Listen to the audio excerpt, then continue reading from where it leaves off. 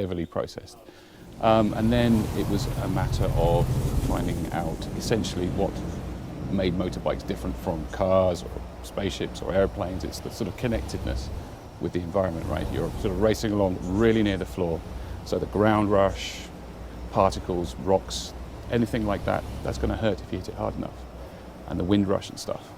I really wanted to get all of that stuff in there for the Dragonfly, so it was in stark contrast with all the other ships and vehicles we had in the game.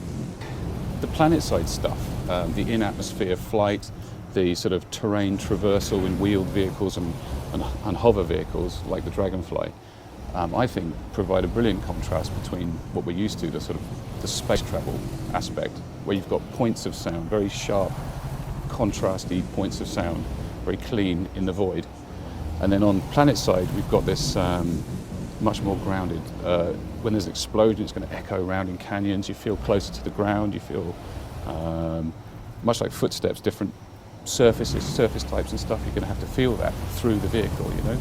And it just gives I think it's a case of the total is greater than the sum of the parts, really, because the space travel and the planet side stuff. And those two things contrasting with each other, I think, just sort of reinforce each other.